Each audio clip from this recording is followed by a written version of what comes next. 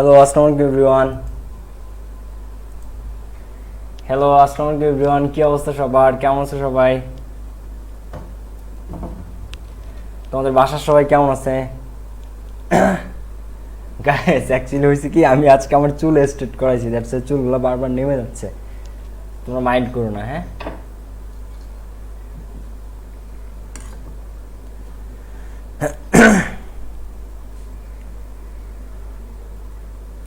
ওকে। আসসালামু আলাইকুম ভাইয়া। ওয়ালাইকুম আসসালাম। সৌরভ দাস লিখেছে আদাব ভাইয়া, আদাব। ওকে, তো বাসায় বসে যে হোমওয়ার্কগুলো দিছিলাম পড়ার জন্য, ওগুলো তোমরা পড়ছিলা?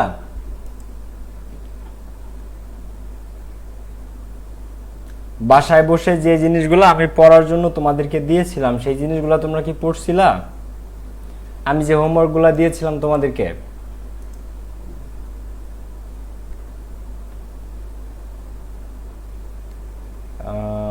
আমি যে জিনিসগুলো তোমাদের দিয়েছিলাম সেই জিনিসগুলো কি তোমরা পড়ছিলা?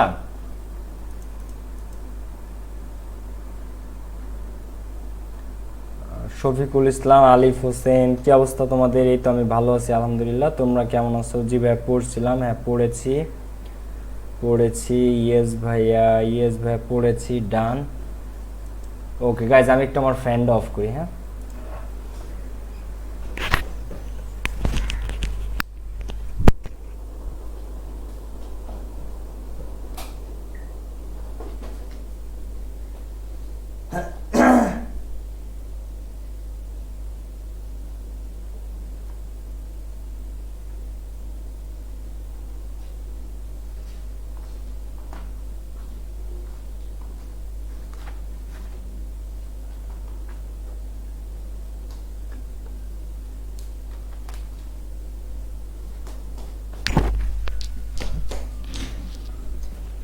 ভাইয়া আসসালামু আলাইকুম। ওয়ালাইকুম আসসালাম। পড়ছি, ভেরি গুড।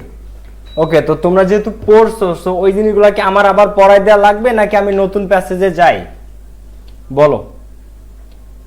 তো তোমরা যদি জিনিসগুলো পড়ে থাকো, আমার কি এখন আবার নতুন করে ওইটা পড়ানো লাগবে নাকি আমরা নতুন টপিকে যেতে পারি? তোমরা মেজরিটি যেটা বলবা সেইটা।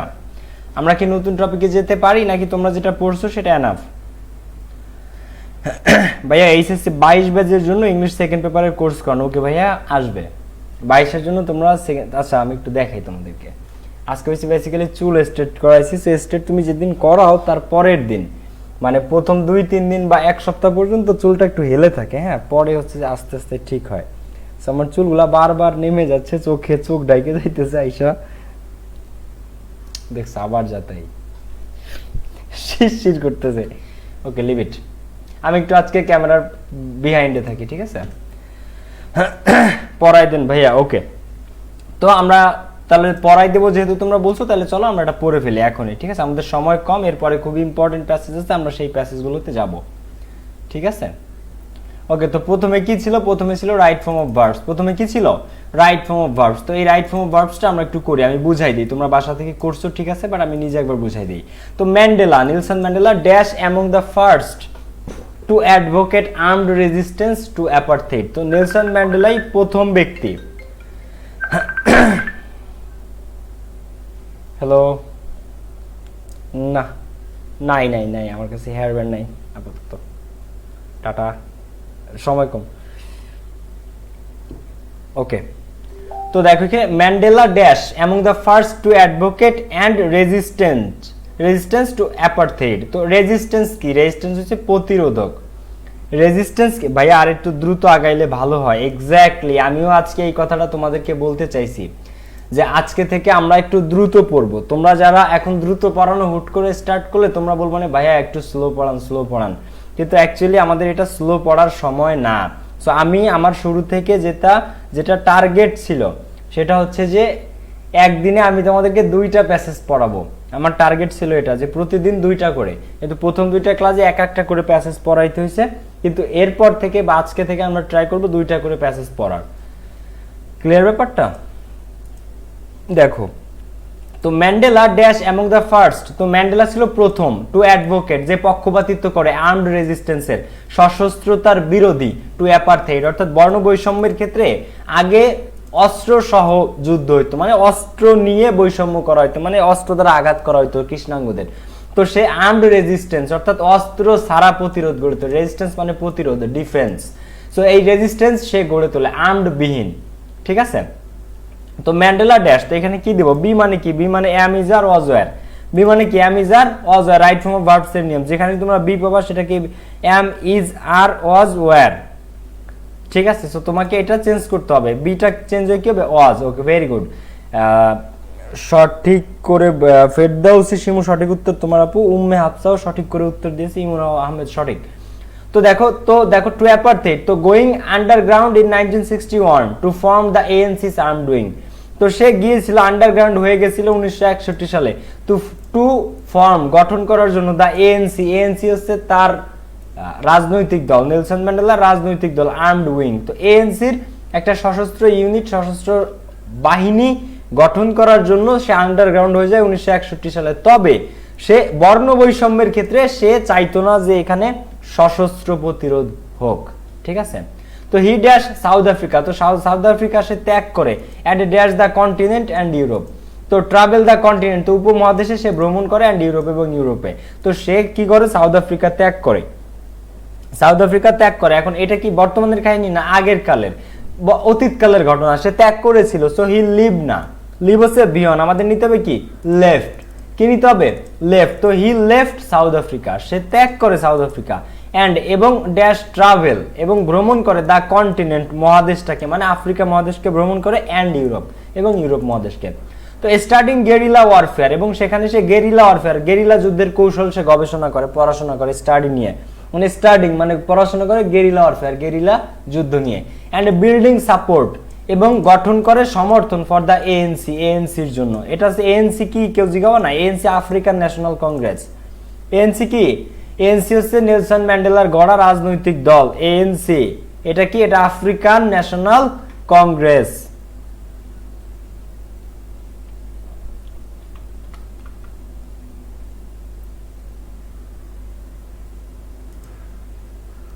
হ্যাঁ, ওকে, আফ্রিকান ন্যাশনাল কংগ্রেস, ঠিক আছে। ওকে, এরপরে হ্যাঁ দেখো, সো এখানে কি হলো, he left south Africa and travelled হবে, কারণ অ্যান্ড এর আগে যদি আমরা V2 দেই, পাস্ট ইনডিফিনিট দেই, অ্যান্ড এর পরেও পাস্ট ইনডিফিনিট হবে, পরেও কি হবে past indefinite. So he left south Africa and travelled, TRAVELLED, আমি একটু লিখে দিই, হ্যাঁ, TRAVELLED, ট্রাভেলড দ্য কন্টিনেন্ট, তো ওই উপমহাদেশ অর্থাৎ আফ্রিকা মহাদেশ এবং কি করে ইউরোপ মহাদেশ, এই দুইটা সে ভ্রমণ করে, সাউথ আফ্রিকা ত্যাগ করে, আর হচ্ছে স্টার্টিং গেরিলা ওয়ারফেয়ার, গেরিলা যুদ্ধ। গেরিলা যুদ্ধ কি, এটা কারা কারা জানো না, একটু পড়াই, হ্যাঁ, যেহেতু পড়াইতে আসছে একটু শিখাই দিই। গেরিলা যুদ্ধ হচ্ছে এইখানে অ্যাটাক হবে, হ্যাঁ, এই যে পয়েন্টে এইখানটাতে অ্যাটাক হবে। এখন এই অ্যাটাকটা তোমরা কি কেউ গেরিলা যুদ্ধ বুঝো? আচ্ছা, তো এইখানে যে অ্যাটাকটা হবে, এখন এই অ্যাটাকটা হবে 3 দিক দিয়ে, ঠিক আছে। তো 3 দিক দিয়ে কিভাবে হয়, মনে করো এই অংশ, এই সাইড থেকে একটা গ্রুপ অ্যাটাক করবে, গেরিলা ওয়ারফেয়ার এটাকে বলা হয়। এই সাইড থেকে একটা গ্রুপ অ্যাটাক করবে, এই যে এই সাইড থেকে, দাঁড়াও এটা হয় নাই, দাগটা একটু বাঁকা হয়ে গেছে, দেখো এইখানে মনে করো অ্যাটাকটা হবে, পাকিস্তানি সেনাবাহিনী মনে করো ওই জায়গায় অ্যাটাকটা হবে। তো ওই সাইড থেকে একটা অ্যাটাক হবে, এই সাইড থেকে অ্যাটাক হবে, আর এই সাইড থেকে একটা অ্যাটাক হবে। 3 সাইড থেকে যে অ্যাটাকটা, এটাকে বলা হয় গেরিলা যুদ্ধ। এইটাকে কি হবে, গেরিলা যুদ্ধ, গেরিলা। তো এখানে কি ব্যাপারটা, গেরিলা যুদ্ধ এইভাবে কেন হয় 3 দিক থেকে, 4 দিক থেকে কেন হয় না? তো 4 দিক থেকে তুমি মনে করো চতুর্দিক থেকে যদি অ্যাটাক করতে চাও, মনে করো এইখানে তুমি অ্যাটাক করবে, এখানে হচ্ছে তোমার টার্গেট, তোমার যে জ্যাকপট, যাকে তুমি হত্যা করতে চাও, যে তোমার টার্গেট ভিকটিম, তারে তুমি এইখানে দিলা। তো এখন যদি তোমরা 4 দিক থেকে অ্যানসার করো, এইখান থেকে, এইখান থেকে, এইখান থেকে, আর হচ্ছে যে এইখান থেকে, যদি 4 দিক থেকে তোমরা এই ব্যক্তির উপর হামলা করো, তাইলে ব্যাপারটা কি হচ্ছে দেখো, তোমরা এই জায়গায় এই আর্মিটাকেই মনে করো হামলা করতেছো, এই ব্যক্তিটাকেই, কিন্তু তোমরা এইখান থেকে যখন গুলি করবা তখন গুলি লাগবে তোমার এই নিজের লোকেরও, বোঝা গেছে? আবার এইখান থেকে যদি তোমরা গুলি করো, তুমি এইখান থেকে ফায়ার করলা, এই ফায়ার লাগবে তোমার এই সাইডের লোকের, যে তোমার ফায়ার, তোমার বোমা এই জায়গায় শুটগুলা যে লাগবে। আবার তুমি এই সাইড থেকে যারা শুট করবে তার ফায়ার এই জায়গায় এসে লাগবে, বুঝতে পারছো? সো যদি তোমরা 4 দিক থেকে অ্যাটাক করো, তখন অ্যাটাকটা কি হয়, নিজেরাই মরবা, শত্রু যা মরবে তার চেয়ে বেশি তুমি নিজে মরবা। ঠিক আছে। তো এইখানে এই জন্য 4 দিক থেকে যুদ্ধ হয় না, যুদ্ধ হয় 3 দিক থেকে। গেরিলা কোন সিস্টেম? গেরিলা যুদ্ধ। এটাকে বলা হয় গেরিলা বাহিনী। গেরিলা বাহিনী 3 দিক থেকে ঘেরাও করে।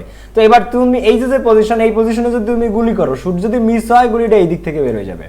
ঠিক আছে, এই সাইডের থেকে যদি গুলি করে শুট যদি মিস হয় এইখান থেকে বের হয়ে যাবে, নিজের লোক মরতেছে না। আবার এইখান থেকে যদি শুট করে, এটা গেরিলা সিস্টেম বলে, গেরিলা ওয়ারফেয়ার বলে। রায়সারিয়া লেখছে যে হত্যা করা শেখাচ্ছেন।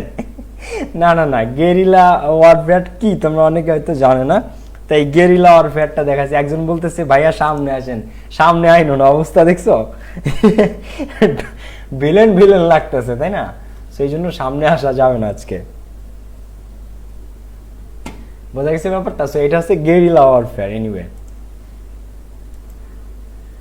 এরপরে দেখো আমরা কোথায় ছিলাম। তো starting guerrilla warfare and building support for the ANC. তো branded a terrorist by his enemies Mandela dash. তো ব্র্যান্ডেড এ টেররিস্ট, তো একটা টেররিস্ট সংগঠনকে গঠন করে, দল গঠন করে ফেলায়, বাই হিজ এনিমিস ম্যান্ডেলা। তো branded a terrorist by his enemies. তো ব্র্যান্ড মানে কি? আখ্যা, একটা খ্যাতি। তো তার যে শত্রুরা, হিজ এনিমিসরা, ম্যান্ডেলার যারা বিপক্ষ ছিল, যারা শত্রু ছিল, তারা কি করে? তারা ম্যান্ডেলাকে একটা সন্ত্রাসী বাহিনী হিসেবে ব্র্যান্ডেড করে, আখ্যা দেয় যে ওরা হচ্ছে একটা সন্ত্রাসী গ্রুপ। তো তখন ম্যান্ডেলাকে জেলে দেয়া হয়। এখন ম্যান্ডেলাকে যে শাস্তি দেওয়া হয়, সেন্টেন্স মানে বাক্য, কিন্তু সেন্টেন্স মানে কাউকে দোষী সাব্যস্ত করার পরে শাস্তি দেয়া, দণ্ড দেয়া, এটাকে বলা হয় সেন্টেন্স। এখন ম্যান্ডেলা কি নিজেরে শাস্তি দেয়? নিজেকে নিজে, আমি নিজের মামলা করবো, নিজে বিচার করবো না, তাকে আদালত দেয়। কিন্তু এটা অ্যাক্টিভে না, এটা কিসে আছে? প্যাসিভে। এখন মনে হচ্ছে ম্যান্ডেলা যেটা আছে অ্যাক্টিভ, কিন্তু অ্যাক্টিভ না। তুমি নিজে মামলা দিতে পারবা, নিজে ফাঁসি দিতে পারবা? পারবা না। ওকে, দেখো তো ম্যান্ডেলা ড্যাশ সেন্টেন্স, তো কি হবে? ম্যান্ডেলা ওয়াজ সেন্টেন্স, এটা অতীতকালের ঘটনা এবং প্যাসিভে। So tense of percentage auxiliary verb কি? ওয়াজ, আর এরপরে কি? Sentenced, V2 V3। Mandela was sentenced to life imprisonment in 1964।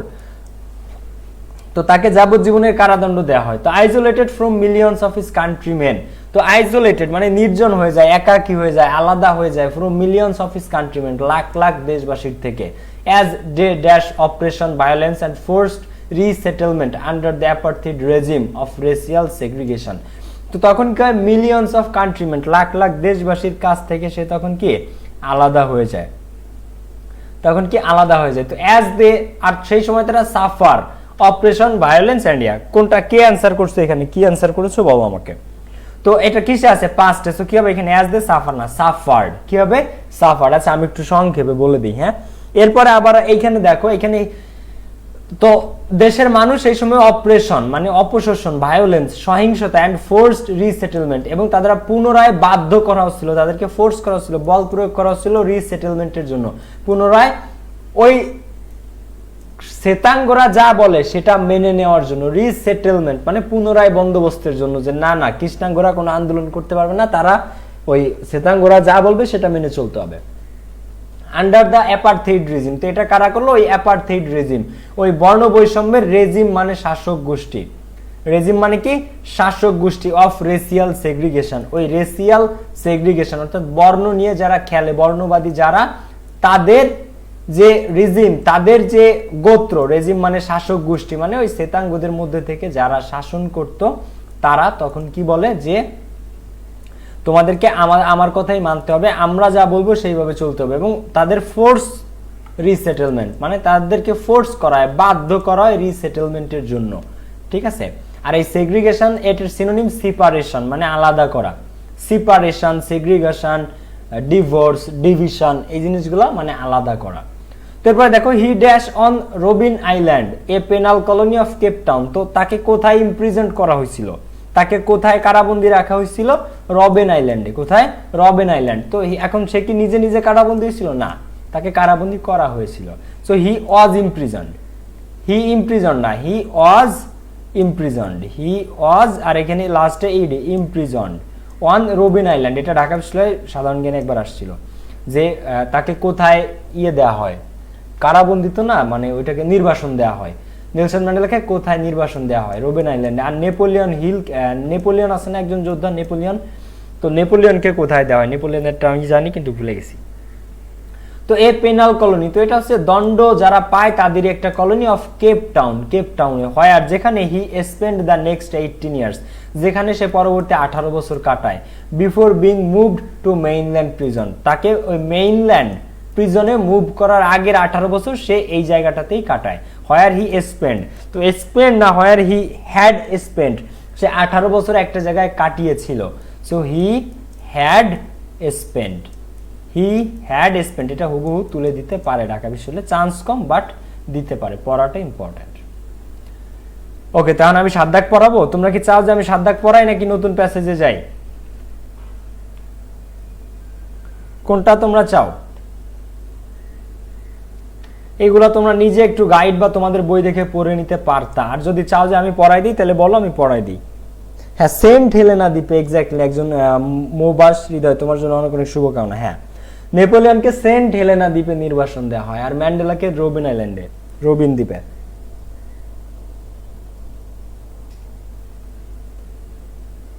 ভাইয়া, মেয়েগুলো আপনাদের দেখা নিয়ে ঝগড়া করতেছে, কি কও? না না, তোমরা খালি মেয়েদেরকে খোঁচাখুচি করো কেন ভাই? এটা ঠিক না। যদি আমি ভাবতেছি 16 তারিখে ভার্সিটি খোলা, এই জন্য কি লাইক মনে হইলো যে চুলটা একটু যত্ন নেওয়া উচিত চুলের, তাই স্টেপটা করাইলাম।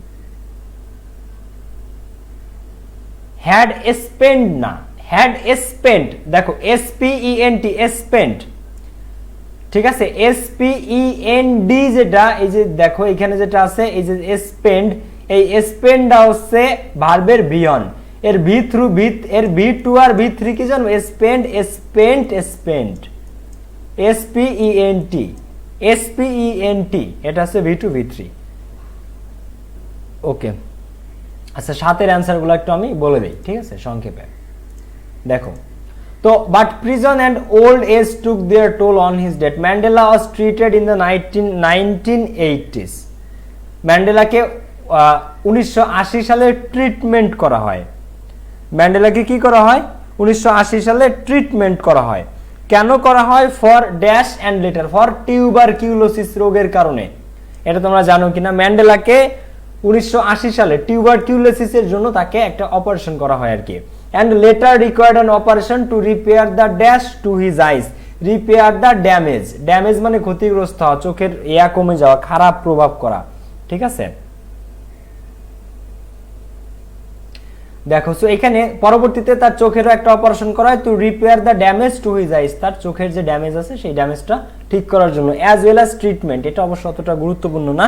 এরপরে তাকে ট্রিটমেন্ট করা হয়, এরপরে তাকে কি ট্রিটমেন্ট করা হয়? ড্যাশ প্রোস্টেট ক্যান্সার, প্রোস্টেট ক্যান্সারের জন্য তাকে ট্রিটমেন্ট করা হয়। সো ট্রিটমেন্ট ফর, এখানে কি ট্রিটমেন্ট ফর, এই যে এইটা answer, treatment for prostate cancer, maybe বুকের ভিতরে বা বুকে কোনো এক ধরনের ক্যান্সার, এটা মেবি। আর স্টিভ জব মারা যায় প্যানাক্রিয়েটিক ক্যান্সারে, প্যানাক্রিয়েটিক ক্যান্সার হচ্ছে ওই পাকস্থলীতে এক ধরনের ক্যান্সার। ওকে, তো এরপর দেখো, প্রোস্টেট ক্যান্সারের জন্য তাকে 2001 সালে ট্রিটমেন্ট করা হয়, চিকিৎসা দেওয়া হয়। হিজ স্পিরিট, তার যে আত্মগুণটা, অর্থাৎ তার মধ্যকার যে গুণটা ছিল, তার স্পিরিট, স্পৃহা, বেঁচে থাকার যে স্পৃহা, হাউএভার, যাই হোক, ড্যাশ এ স্ট্রং, তবে এতগুলো অপারেশন, এতগুলো চিকিৎসা করা হলেও বেঁচে থাকার জন্য তার যে স্পৃহা সেটা কেমন থেকেছিল? স্ট্রং থেকেছিল, রিমেইনড স্ট্রং, বোঝা গেছে ব্যাপারটা? তো ইফ ক্যান্সার উইন্স, তো সে বলেছিল যদি ক্যান্সার জিতে যায়, I will still dash the better winner, তো বলছিল যে যদি ক্যান্সার জিতে যায়, I will still be the better winner, মানে তার জীবন নিয়ে সে এতটাই হ্যাপি যে সে জীবনে এত, মানে শ্বেতাঙ্গ কৃষ্ণাঙ্গদের যে লড়াই, সে যতটা সাকসেস এনে দিছে, তো বলতেছে আমি যদি মরেও যাই ক্যান্সারে, তবুও আমি একজন বেটার উইনার, আমি একজন ভালো বিজেতা। হি টোল্ড রিপোর্টার্স, সে রিপোর্টারদেরকে বলেছিল, সাংবাদিকদেরকে বলেছিল।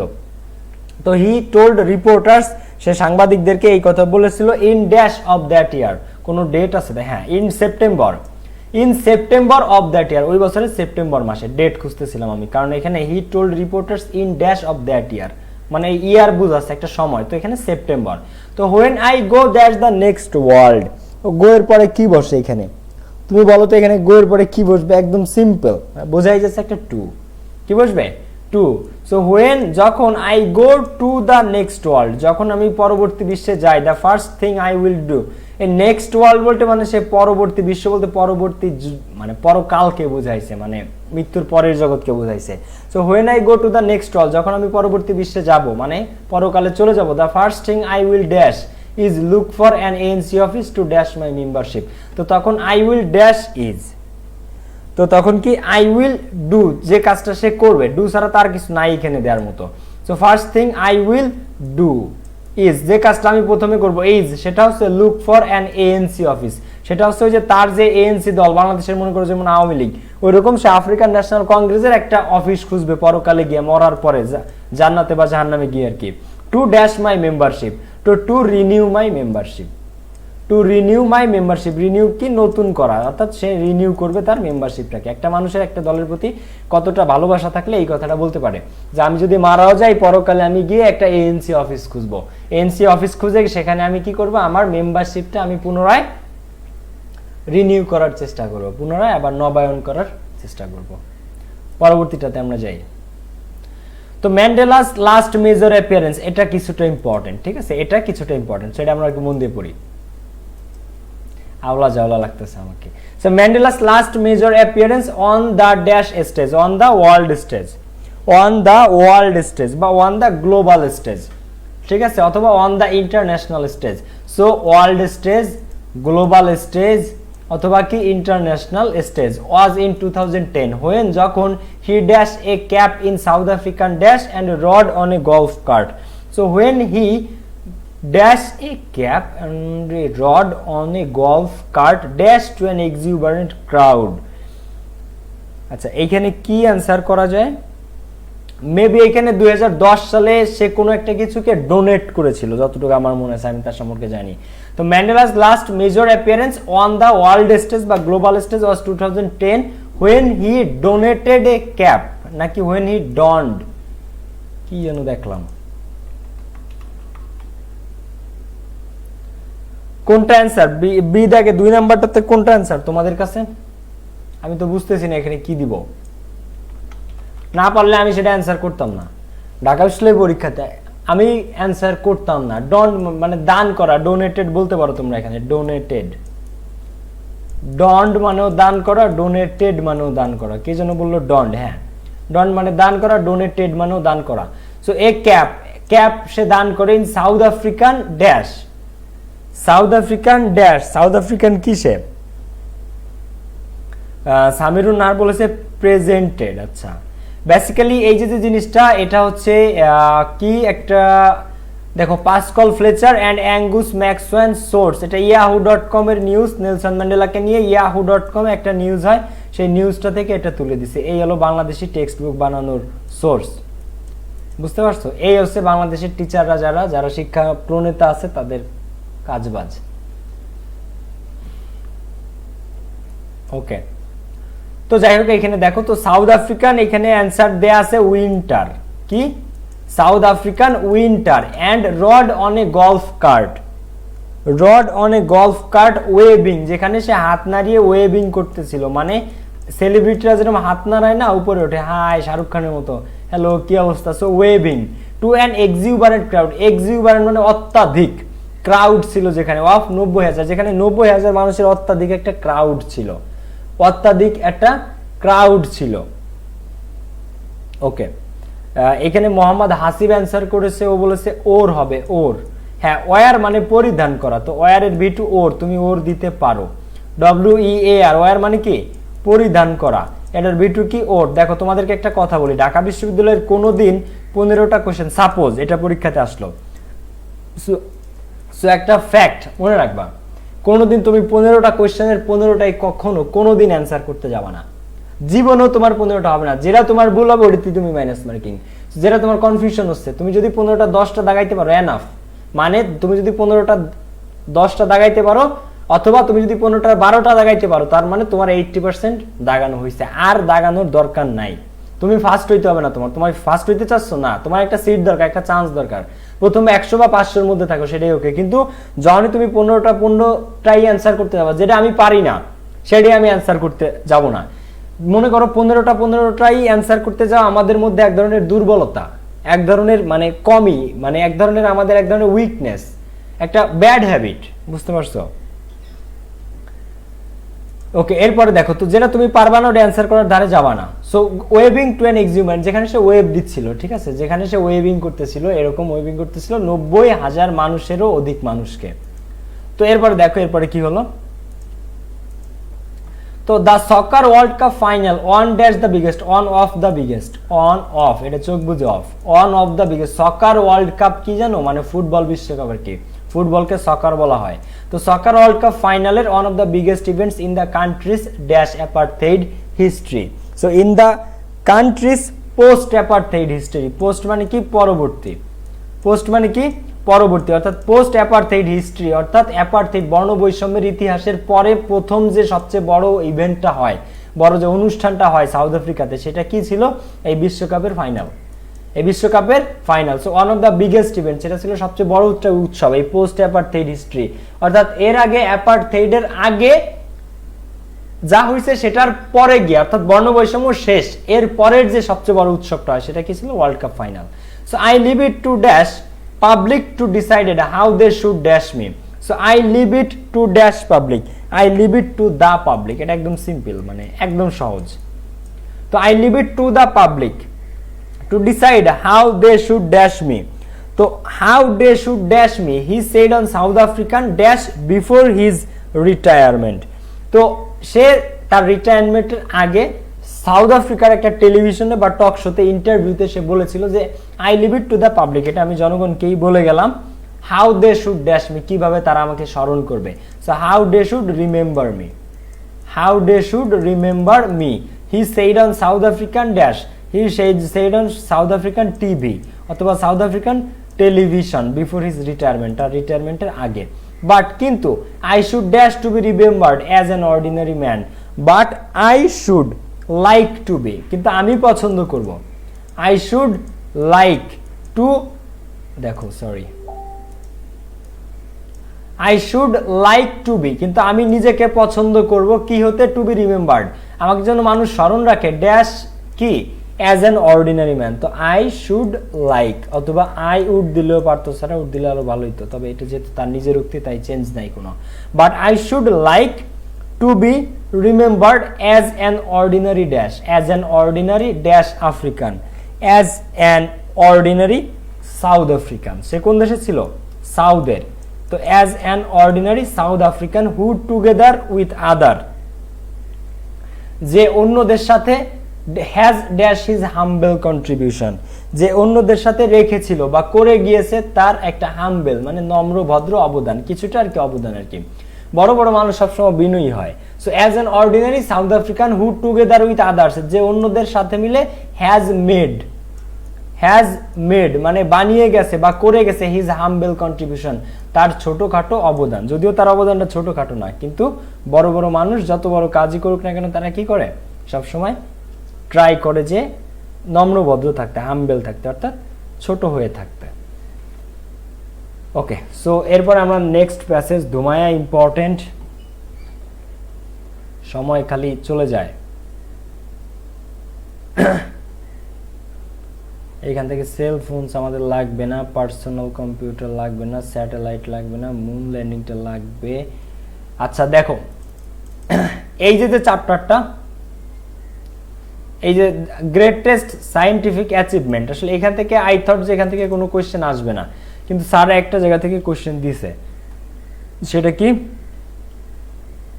সেটা হচ্ছে the internet, world wide web, www, এটা থেকে স্যাররা কোশ্চেন দিছে,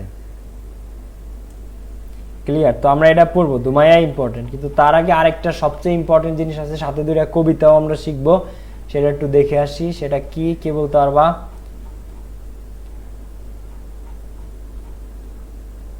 ওকে, এই যে এই জায়গাটাতে আসেন, very very very very important chapter, dreams. So আমরা এইটা পড়বো, দুইটা কবিতা পড়বো, দুইটা কবিতা, আর এটা পড়ার পরে আমরা ওই চ্যাপ্টারটাতে যাব, ঠিক আছে? সো এটা বের করেন, যাদের নতুন বই তাদের হচ্ছে পেজ নাম্বার কত, তাদের হচ্ছে পেজ নাম্বার 33, পেজ নাম্বার 33 বের করেন।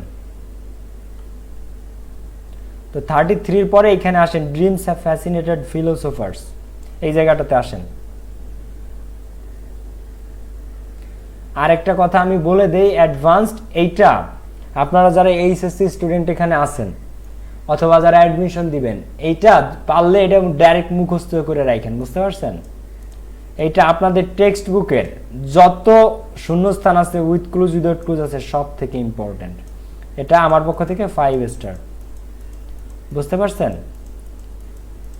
এটা টেক্সট অ্যান্ড এইচএসসির জন্য এটা সব থেকে টেক্সট বইয়ে তোমাদের যতগুলা উইথ ক্লুজ উইদাউট ক্লুজ আছে এর চেয়ে ইম্পর্টেন্ট আর কিছু নাই। আর এইটার অপশনগুলো এই যে ওইটার অপশনগুলো হচ্ছে এই যে, এটা তোমাদের হোমওয়ার্ক থাকবে প্লাস কালকে আমি করাই দিব, কিন্তু এটা প্যাসেজটা পড়ার পরে করতে হবে, ঠিক আছে? তো আমি প্যাসেজটা পড়াই দিব আর এটা তোমাদের হোমওয়ার্ক থাকবে। এটা সব থেকে গুরুত্বপূর্ণ, সব থেকে, মানে তুমি যখন একটু টেস্ট পেপার দেখতে যাবা খালি হিসাব গুইনে পারবা না যে এটা কতগুলা কলেজে আসছে আর কতগুলা বোর্ডে আসবে, বুঝতে পারছো? এটা বোর্ডে কিছু বোর্ডে আসছে আর কিছু বোর্ডে এখনো আসে নাই, আসবে, বাট এটা সব থেকে ভাইটাল, সব থেকে ইম্পর্টেন্ট, এটা ড্রিম নিয়ে, ঠিক আছে? আর এটা দেখবা টেস্ট পরীক্ষায় চলে আসছে, আমার কলেজে টেস্ট পরীক্ষাতে আমাদেরকে এটা দিছিল, বুঝতে পারছো? ওকে, সো ড্রিমস হ্যাভ ফ্যাসিনেটেড। তো আমরা একটু এখন যেটা নিয়ে পড়বো সেটা হচ্ছে স্বপ্ন। আমরা এখন কি নিয়ে পড়বো? স্বপ্ন নিয়ে। তো স্বপ্ন তো দুই প্রকার। স্বপ্ন কয় প্রকার? দুই প্রকার। একটা হচ্ছে যে আমরা ঘুমের মধ্যে দেখি স্বপ্ন, আরেকটা কি? আরেকটা হচ্ছে আমরা বেঁচে থাকি যে স্বপ্ন নিয়ে, যে আকাঙ্ক্ষা নিয়ে, যে ইচ্ছা নিয়ে, সেই স্বপ্ন। তো স্বপ্ন কয়টা? দুইটা। একটা হচ্ছে আমরা বেঁচে থাকি যেটা নিয়ে, যেটার আশায় বেঁচে থাকি যে আমি এটা হব, আমি ওইটা হব, এই স্বপ্ন। আরেকটা কি? আরেকটা হচ্ছে যে যেটা আমরা ঘুমের মধ্যে দেখি। তো এইখানে হচ্ছে ঘুমের মধ্যে স্বপ্ন নিয়ে। এখানে কি নিয়ে? এখানে ঘুমের মধ্যে স্বপ্ন নিয়েও আছে আর ওই বেঁচে থাকার স্বপ্ন নিয়েও আছে। কিন্তু আমরা যে কবিতা দুইটা পড়বো ওই কবিতা দুইটা হচ্ছে বেঁচে থাকার স্বপ্ন নিয়ে, আর এইখানে যেটা এটা হচ্ছে ঘুমের মধ্যে স্বপ্ন নিয়ে। তো ড্রিমস হ্যাভ ফ্যাসিনেটেড ফিলোসোফার্স। তো স্বপ্ন ফিলোসোফারদেরকে, ফিলোসোফার কারা? দার্শনিকরা। ফিলোসোফার কারা? দার্শনিক। আর এটা প্রেজেন্ট পারফেক্ট টেন্স, হ্যাভ বাইস প্লাস ভার্বের ভিতরে। তো ড্রিমস হ্যাভ ফ্যাসিনেটেড ফিলোসোফার্স, তো স্বপ্ন ফিলোসোফারদেরকে, স্বপ্ন দার্শনিকদেরকে ফ্যাসিনেটেড করে রেখেছে, মোহিত করে রেখেছে। ফ্যাসিনেটেড বুঝো? ফ্যাসিনেটেড মানে আমি তোমাকে বলতেছি, দাঁড়া একটু ঠিক হয়ে বসি।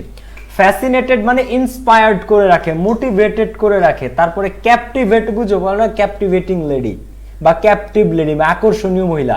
সো এরকম ক্যাপটিভেটেড, মোহিত করে রাখে, আকর্ষণ করে রাখে। তো ড্রিমস হ্যাভ ফ্যাসিনেটেড, তো স্বপ্ন ওরকম অ্যাট্রাক্ট করে রেখেছে, মোটিভেট করে রেখেছে, ইন্সপায়ার্ড করে রেখেছে অথবা ক্যাপটিভেট করে রেখেছে ফিলোসোফার্স, দার্শনিকদের, ফর থাউজেন্ডস অফ ইয়ার্স, হাজার বছর ধরে। বাট অনলি রিসেন্টলি, কিন্তু এই সাম্প্রতিক সময়ে, হ্যাভ ড্রিমস বিন, স্বপ্নকে ধরা হচ্ছে subjected to empirical research. Empirical মানে গবেষণালব্ধ, প্র্যাকটিক্যাল পরীক্ষা হয় এরকম। এক্সপেরিমেন্টাল এটার সিনোনিম।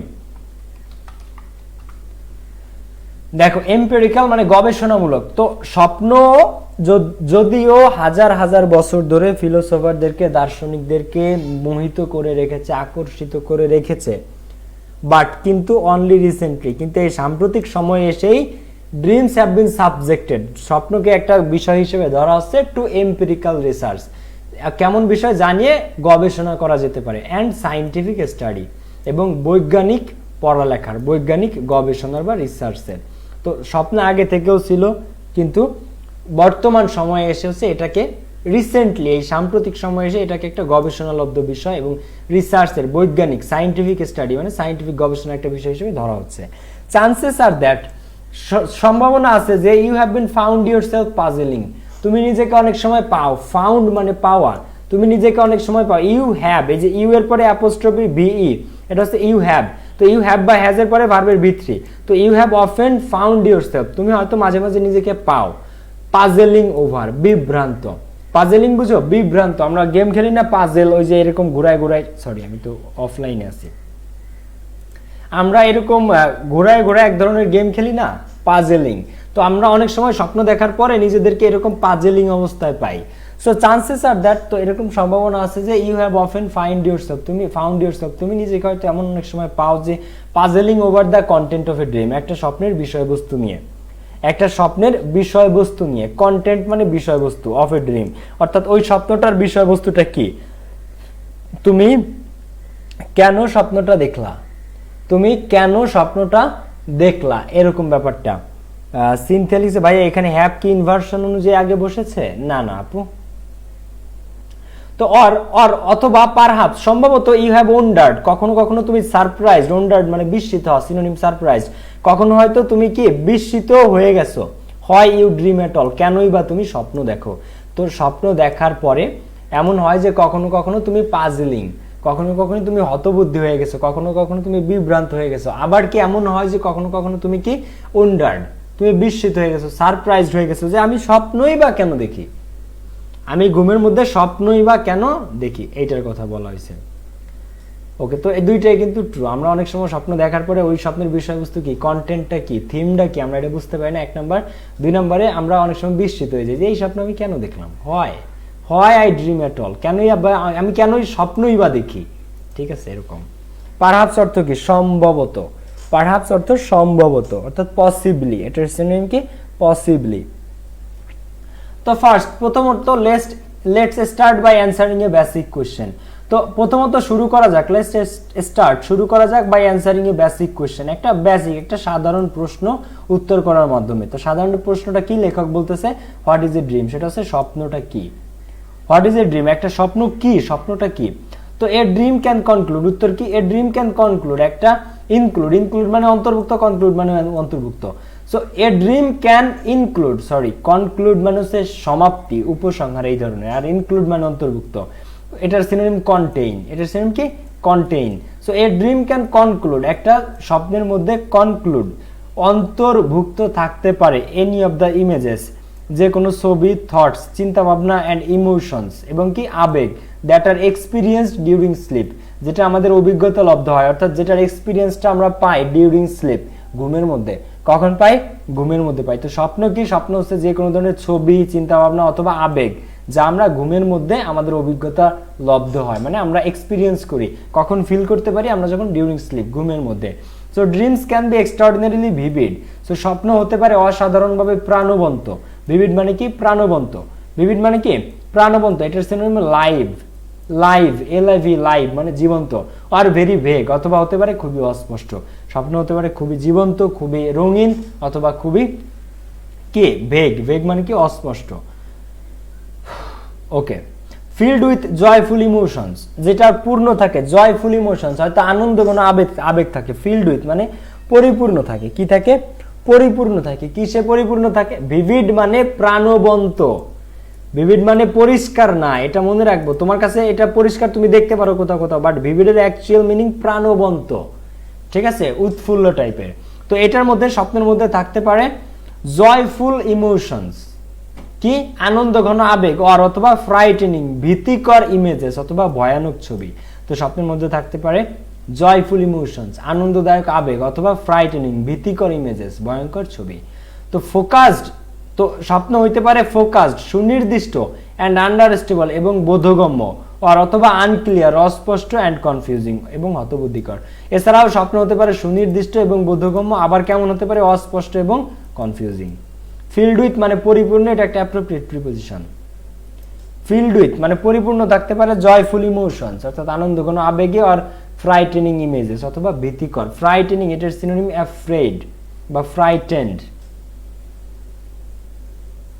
ভাইয়া ভেগের অ্যান্টোনিম কি, ক্লিয়ার। ভেগের অ্যান্টোনিম ক্লিয়ার, ভেগের অ্যান্টোনিম কনক্রিট, ভেগের অ্যান্টোনিম তুমি বলতে পারো ফ্রেশ বলতে পারো। তারপরে ভেগের অ্যান্টোনিম, ক্লিয়ারটা হচ্ছে সব থেকে ভালো, মানে পরিষ্কার পরিচ্ছন্ন, স্পষ্ট আর কি। তারপরে ভেগের সিনোনিম স্ট্রেইট বলতে পারো। আমি আজ ড্রিম আমার হেল্পিং হ্যান্ড ফ্রেন্ডকে দেখেছি, আচ্ছা আমি আজ স্বপ্নে, আচ্ছা। কনসেপ্ট কোশ্চেন কি আসতে পারে, সি ইউনিটে উত্তর দেন। কনসেপ্ট কোশ্চেন আসতে পারে ফিগারস অফ স্পিচ থেকে। ফিগারস অফ স্পিচ বুঝো, ওই যে চতুর্দশপদী কবিতা কি, ষষ্ঠক কি, অষ্টক কি, এই ধরনের পার্সনিফিকেশন কি, এই জিনিসগুলো নিয়ে আসতে পারে, ঠিক আছে। ফিগারস অফ স্পিচ লিখে সার্চ করিও ইউটিউবে।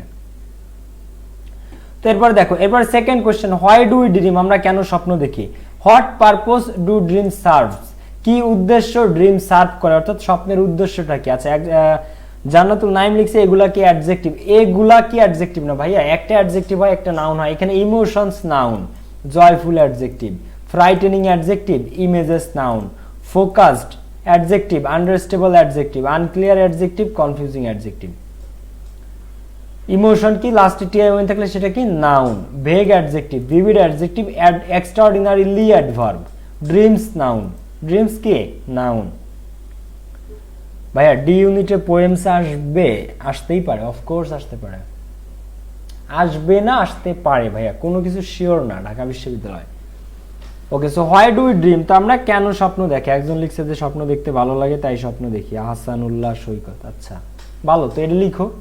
তো হোয়াই ডু উই ড্রিম, আমরা কেন স্বপ্ন দেখি? What purpose do dream serve, স্বপ্ন কোন উদ্দেশ্য পূরণ করে? পারপোজ মানে উদ্দেশ্য, পারপোজ মানে কি উদ্দেশ্য, সিনোনিম কি অবজেক্টিভস, সিনোনিম কি অবজেক্টিভস। তো কেন আমরা স্বপ্ন দেখি এবং স্বপ্নের উদ্দেশ্য কি? তো while many theories have been propose, তো অনেক থিওরিজ দেয়া হয়েছে, বিন প্রপোজড প্রস্তাব দেওয়া হয়েছে অনেক থিওরির, নো কনসেনসাস হ্যাজ ইমার্জড, কিন্তু এটা থেকে কোনো ঐক্যমতের সৃষ্টি হয় নাই, কোনো ঐক্যমতের উৎপত্তি হয় নাই। তো এই যে প্রশ্নটা যে আমরা কেন স্বপ্নে দেখি আর স্বপ্নের উদ্দেশ্য কি, এটা নিয়ে অনেক মনীষী, অনেক এক্সপার্ট, অনেক বিদরা, অনেক গবেষকরা, অনেক রিসার্চাররা অনেক থিওরি দিছে, বাট কিন্তু নো কনসেনসাস হ্যাজ ইমার্জড, কিন্তু এটা থেকে এখনো কোনো ঐক্যমত্য সৃষ্টি হয় নাই। ইমার্জ মানে কোনো একটা কিছুর উৎপত্তি হওয়া, সৃষ্টি হওয়া। নো কনসেনসাস, কনসেনসাস মানে ঐক্য, একমত। তো অনেকে অনেক থিওরি দিলেও কেউ কারো থিওরির সাথে একমত না, ঠিক আছে, মানে সবাই মিলে, সব এক্সপার্টরা মিলে যে একটা থিওরি দাঁড় করাবে সেটা না, অনেকে অনেক রকম আলাদা আলাদা থিওরি দেয়। তো এরপরে দেখো তো কি হলো ব্যাপারটা, এই ইমার্জ এটার সিনোনিম জেনারেট, GENERATE, জেনারেট, অথবা প্রোডিউসও বলতে পারো, আবার ক্রিয়েটও বলতে পারো এখানে। তো কনসিডারিং দ্য টাইম, কনসিডার মানে কি বিবেচনা করা, তো বিবেচনা করে দ্য টাইম, সময়কে বিবেচনা করে। মাঝে মাঝে সাউন্ড অফ হয়ে যায় ভাইয়া, কি বলো না। সিঙ্গেলদের আশা পূরণ করে ড্রিম, পূরণ করে ড্রিম, কি লিখছো বুঝি নাই ভাইয়া, পোয়েমের পিডিএফটা দেন, অফকোর্স দিব। তো এরপরে দেখো তো considering the time we spend in dreaming state, তো যে সময়টা আমরা ড্রিমিং স্টেট মানে স্বপ্ন দেখার অবস্থার মধ্যে কাটাই, সেটাকে বিবেচনা করে, এই যে কনসিডারিং সেন্টেন্সের শুরুতে মানে এই জায়গাটাতে আছে, এটাকে বলা হয় প্রেজেন্ট পার্টিসিপল। এই কনসিডারিংটা এটাকে কি বলা হয়? Present participle, verb plus ING. So considering এখানে কিন্তু আছে, দেখো এই যে কিন্তু ফুল স্টপ, তো ফুল স্টপের পরে নতুন করে সেন্টেন্স শুরু হইলো, তো সেটা কি কনসিডারিং। তো এখানে কনসিডারিং কি বলা হয়? Present participle. তো কনসিডারিং দ্য টাইম, তো সময়কে বিবেচনা করে, we spend in dreaming state, যে সময়টা আমরা স্বপ্নের মধ্যে কাটাই। The fact that researchers do not yet understand, যে ঘটনাটা, যে ফ্যাক্টটা রিসার্চাররা, গবেষকরা ডোন্ট ইয়েট আন্ডারস্ট্যান্ড, এখনো বুঝে উঠতে পারে নাই, সেটা কি? সেটা হচ্ছে দ্য পারপোজ অফ ড্রিমস মে সিম ব্যাফলিং। তো পারপোজ অফ ড্রিমস, তো স্বপ্নের যে উদ্দেশ্যটা, পারপোজ মানে কি উদ্দেশ্য। তো রিসার্চাররা এই পর্যন্ত গবেষণা করে যে জিনিসটা এখনো পর্যন্ত বের করতে পারে নাই, এখন পর্যন্ত তারা ডোন্ট ইয়েট আন্ডারস্ট্যান্ড, এখনো বুঝতে পারে নাই। কনসিডারিং কোন পার্টস অফ স্পিচ, এটা এখানে কনসিডার একটা ভার্ব, কনসিডার একটা ভার্ব, কিন্তু এইখানে সে প্রেজেন্ট পার্টিসিপল হিসেবে বসছে, আর এটাকে তুমি বলতে পারো, এটাকে ভার্বই বলো, ঠিক আছে। কনসিডারিং দ্য টাইম, এটা present participle, verb plus ING, সেন্টেন্সের শুরুতে বসলে তাকে ভার্ব প্লাস আইএনজি দিয়ে করতে হয়। সো কনসিডারিং দ্য টাইম, সময়কে বিবেচনা করে, এটা verb. We spend in a dreaming state, যেটা আমরা স্বপ্নের অবস্থার মধ্যে কাটাই। তো the fact that researchers don't yet understand, যেটা রিসার্চাররা এখনো বুঝে উঠতে পারে নাই, সেটা হচ্ছে দ্য পারপোজ অফ ড্রিমস, সেটা হচ্ছে স্বপ্নের যে উদ্দেশ্যটা। আর এটা কি? মে সিম ব্যাফলিং, এটা বিভ্রান্তিকর মনে হয়। মে মানে হতে পারা, সিম মানে মনে হয়, ব্যাফলিং মানে হতবুদ্ধিকর, পাজেলিং অথবা কনফিউজিং এটার সিনোনিম। ব্যাফলিং মানে কি? হতবুদ্ধিকর, ব্যাফলিং মানে কি? হতবুদ্ধিকর, যেটার সিনোনিম কি? কনফিউজিং অথবা পাজেলিং। তো হাউএভার, যাই হোক, সিম মানে মনে হওয়া, সিম মানে কি? মনে হওয়া, অর্থাৎ তোমার কাছে মনে হয়, এটা সিম। ব্যাফলিং মানে কি? হতবুদ্ধিকর। তো রিসার্চারদের কাছে এখনো কেমন মনে হয়? হতবুদ্ধিকর মনে হয়। তো হাউএভার, যাই হোক, ইট ইজ ইম্পর্টেন্ট, এটা গুরুত্বপূর্ণ, টু কনসিডার, বিবেচনা করা, দ্যাট যে সায়েন্স ইজ স্টিল আনরেভেলিং মানে কোনো কিছুর পাক খোলা, কোনো কিছুর জট খোলা। তো যাই হোক, এটা বিবেচনা করাও গুরুত্বপূর্ণ যে সায়েন্স, বিজ্ঞান ইজ স্টিল আনরেভেলিং, বিজ্ঞান এখনো জট খোলার ট্রাই করতেছে। দ্য এক্সাক্ট পারপোজ অর্থাৎ একদম সুনির্দিষ্ট উদ্দেশ্য অ্যান্ড ফাংশন এবং কার্যক্রম অফ স্লিপ ইটসেলফ, ঘুমের নিজের। তো আমরা তো স্বপ্নের কথা বলতেছি, কিন্তু এটাও জানা গুরুত্বপূর্ণ যে বিজ্ঞান এখন পর্যন্ত ঘুমের সুনির্দিষ্ট পারপোজ, সুনির্দিষ্ট উদ্দেশ্য আর ফাংশন এদেরই জট খোলার ট্রাই করতেছে। ফাংশন এটাও নাউন, পারপোজ এটাও noun.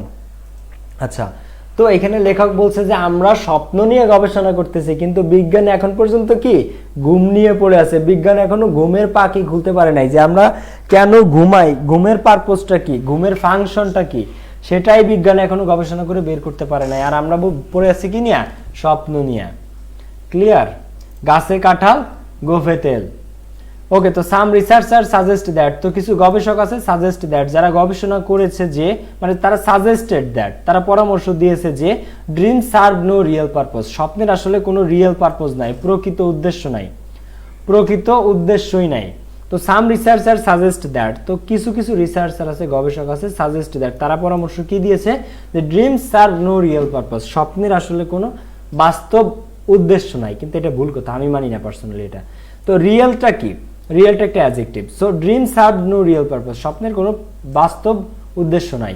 While others believe that, যেখানে অন্যরা বিশ্বাস করে দ্যাট যে ড্রিমিং ইজ ইসেনশিয়াল, স্বপ্ন গুরুত্বপূর্ণ, টু মেন্টাল মানসিক, ইমোশনাল আবেগিক অ্যান্ড ফিজিক্যাল ওয়েলবিং এবং শারীরিক সুস্থতার জন্য।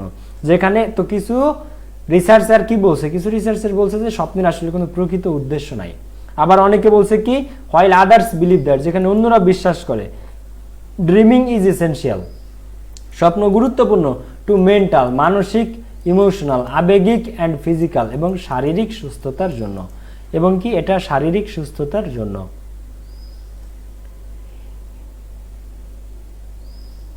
আমরা নাকি মোট 3 সেকেন্ডের জন্য স্বপ্ন দেখি, 3 সেকেন্ড থেকে 5 সেকেন্ড, অথচ এই 3 সেকেন্ড বা 5 সেকেন্ডই মনে হয় যে আমরা মানে সারা রাত ধরে ঘুম হয় না, স্বপ্নই দেখছি।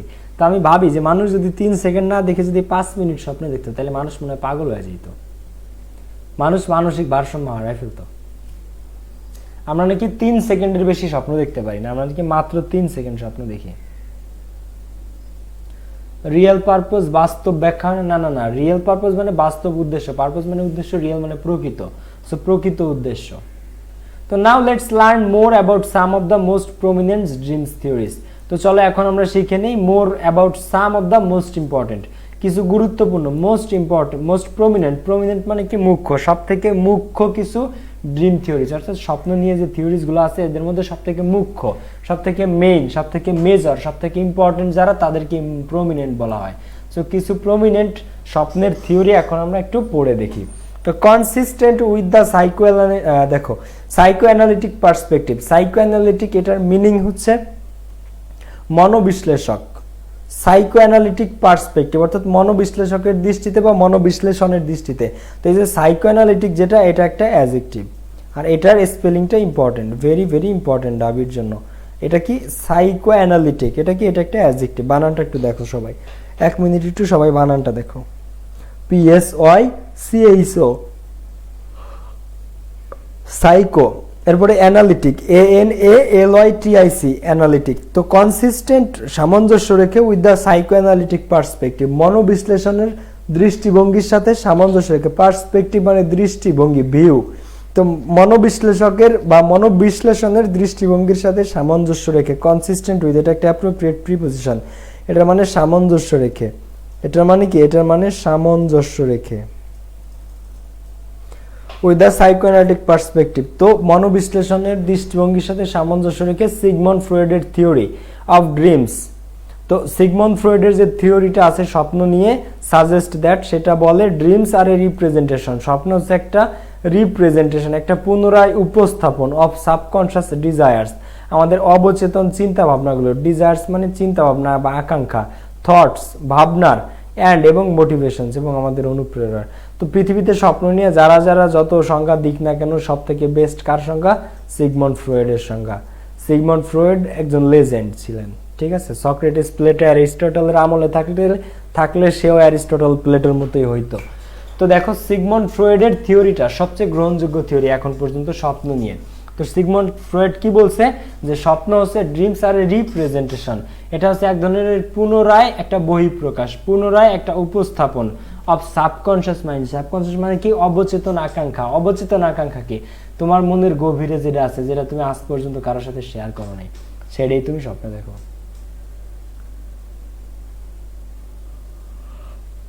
সাবকনশিয়াস মানে অবচেতন মন, অর্থাৎ তোমার চেতন মনেরও গভীরে যেটা, তুমি কিছু কাজ আছে সচেতন ভাবে করো, কিন্তু অসচেতন ভাবেও যে জিনিসগুলো তুমি কখনো ভুলো না, সেইটা। তো ওই ধরনের অবচেতন মনে, যেটা তুমি কারোর সাথে আজ পর্যন্ত শেয়ার করো না, একমাত্র তোমার মনের গভীরে আছে যে প্রতিশোধগুলা, যে বিষয়গুলা, তো সেই সাবকনশিয়াস যে আবেগগুলা, সাবকনশিয়াস যে ডিজায়ারগুলা, আকাঙ্ক্ষাগুলা, থটসগুলা, থটস মানে কি? চিন্তা ভাবনাগুলা, অ্যান্ড মোটিভেশনস এবং অনুপ্রেরণা, এদেরই একটা রিপ্রেজেন্টেশন হচ্ছে স্বপ্ন। এদের একটা রিপ্রেজেন্টেশন হচ্ছে কি? স্বপ্ন। তো অ্যাকর্ডিং টু ফ্রয়েড, তো ফ্রয়েডের মতে পিপুল আর ড্রাইভেন, মানুষ চালিত হয় by aggressive and sexual instinct. আচ্ছা দেখো, মানুষ চালিত হয় অ্যাগ্রেসিভ মানে আক্রমণাত্মক, প্রতিশোধ পরায়ণ, অ্যাগ্রেসিভ মানে কি? আক্রমণাত্মক অথবা কি? প্রতিশোধ পরায়ণ, অ্যান্ড সেক্সুয়াল ইনস্টিংক্ট এবং যৌন প্রবৃত্তি দ্বারা, ইনস্টিংক্ট মানে প্রবৃত্তি, মানুষের দেহের ভেতরকার কোনো একটা চাহিদা। সো দেখো মানুষ, তো ফ্রয়েড বলেছে কি যে মানুষ হচ্ছে যে কিসের দ্বারা চালিত? অ্যাগ্রেসিভ আক্রমণাত্মক এবং প্রতিশোধ পরায়ণতার দ্বারা, অ্যান্ড সেক্সুয়াল ইনস্টিংক্ট এবং যৌন প্রবৃত্তির দ্বারা, অর্থাৎ যৌনতা করতে চায়, যৌনতায় লিপ্ত হতে চায় এরকম প্রবৃত্তির দ্বারা, আর অ্যাগ্রেসিভ এবং প্রতিশোধ পরায়ণ, এই দুইটা জিনিস মানুষের মেইন, মানুষকে কি করে? চালিত করে। দুইটার জিনিস কি কি? ফ্রয়েড মনে করে যে সবচেয়ে বেশি মানুষ চালিত হয় এই দুইটা জিনিসের কারণে, মানে মানুষ বেঁচেই থাকে এই দুইটা জিনিসের কারণে। এক, প্রতিশোধ নিবে, আর দুই কি? সেক্সুয়াল ইনস্টিংক্ট, অর্থাৎ অনেক বেশি যৌন কার্যক্রমে লিপ্ত হবে। এটা ফ্রয়েড বলেছে যে মানুষের ধরনে। তো তার কথা 100 না হলেও 80%, 70%-এর মতো সত্য। অনেক মানুষ প্রতিশোধ পরায়ণ, অনেক মানুষ, এটা ট্রু। আমার সেক্সুয়াল ইনস্টিংক্ট, অনেক মানুষ যৌনতায় লিপ্ত হতে চায় শুধু, সারা দুনিয়ার মধ্যে আর কোনো কিছু তাকে টানে না, শুধু যৌনতা, এই কারণে রেপের ঘটনা ঘটে। তো এরকম আর কি। সো দেখো, তো people are driven by aggressive and sexual instinct এবং কি? যৌন প্রবৃত্তির দ্বারা আর প্রতিশোধ পরায়ণতার দ্বারা, দ্যাট আর রিপ্রেসড, যেটা দমিত হয়, যেটা তাদের মনের মধ্যে দমে থাকে। রিপ্রেসড মানে গতকালকে বলেছি সাপ্রেস, রিপ্রেস, ডোমিনেটেড, এর প্রত্যেকটা মানে দমায় থাকা। তো দ্যাট আর রিপ্রেসড, তো যে চিন্তাগুলো, অর্থাৎ তোমার যে প্রতিশোধ পরায়ণতাটা আছে তোমার মধ্যে, আর যৌন যে প্রবৃত্তিটা আছে, সেটা রিপ্রেসড ফ্রম আনকনশিয়াস অ্যাওয়ারনেস, সেটা দমিয়ে রাখা হয় ফ্রম কনশিয়াস অ্যাওয়ারনেস, আনকনশিয়াস বুঝছি।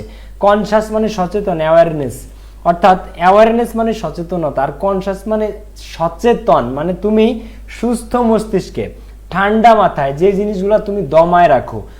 তোমার সাথে একজন খারাপ ব্যবহার করছিল, তুমি সেটার প্রতিশোধ নিবা, তো এটা তুমি কিন্তু কাউকে বলতে যাও না, তুমি এটা সচেতন ভাবেই তাকে তুমি বলো না। এমন হয় না অনেক কথা আমরা ইচ্ছা করে কথায় কথায় বলে ফেলি, কিন্তু কিছু জিনিস আছে তুমি ইচ্ছা করে কথায় কথায়ও বলো না, সেটা হচ্ছে কনশিয়াস অ্যাওয়ারনেস। তুমি কি ইচ্ছা করে হলেও আমরা অনেক কিছু কথায় কথায় বলে ফেলি, কিন্তু তুমি এটা ইচ্ছা করেও কি বলবা না, এমন বিষয় যেগুলো তুমি রিপ্রেসড দমায় রাখো। আর এটা নর্মালি কেমন বিষয়?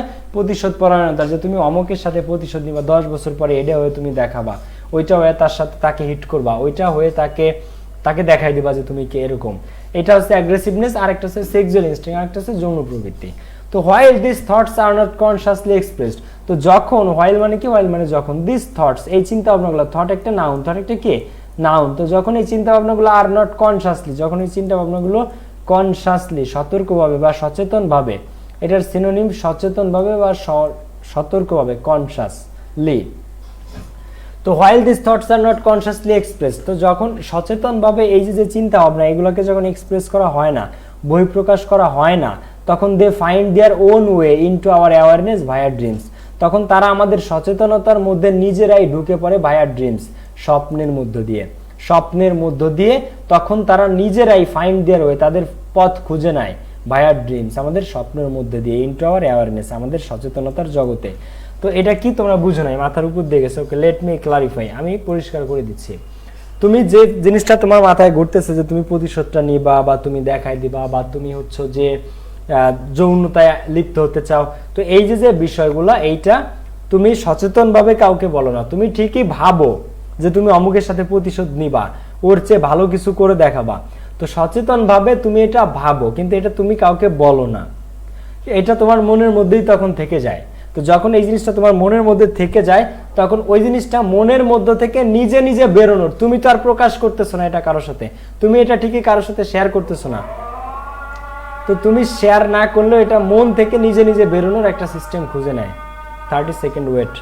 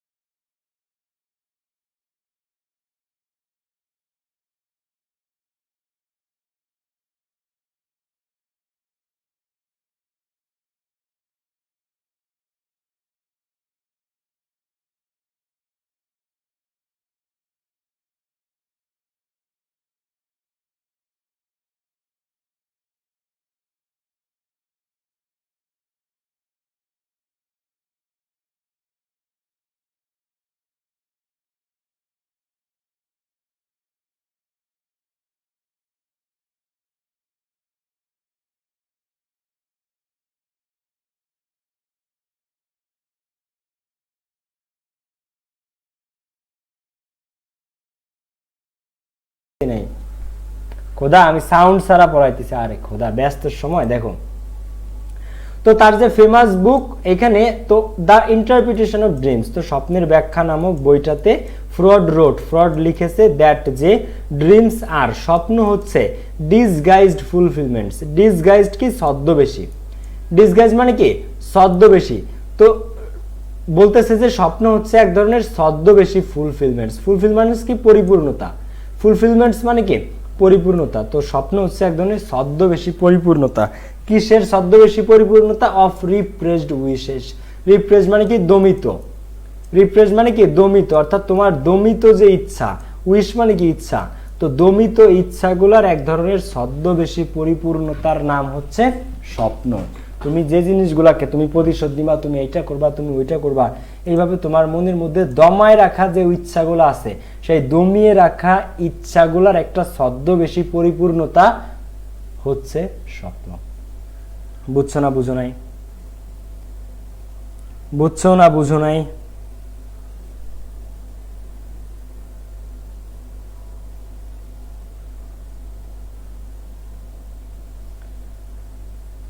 ওকে,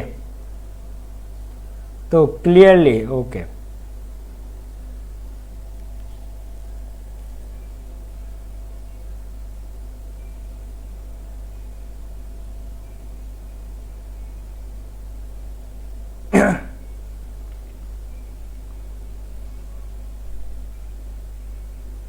কারো কোনো কোয়েশ্চেন আছে আজকের লেসন নিয়ে?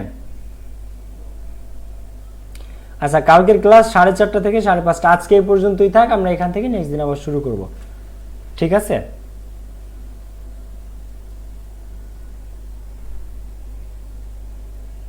শোনা যায় না ভয়েস? এখন তো ক্লিয়ার। হ্যালো, কি বলো তোমরা? কারো কোনো কোয়েশ্চেন আছে আজকের লেসন নিয়ে? ওকে, এখন তো ক্লিয়ার, দেখো আমি লাস্টে বুঝাইলাম। ওকে, তো কারো কোনো প্রশ্ন থাকলে আবার আগামীকাল করো। তো আজকের ক্লাসটা এই পর্যন্তই, ভালো থাকো, সুস্থ থাকো, সি ইউ, আল্লাহ হাফেজ, আসসালামু আলাইকুম, বাই।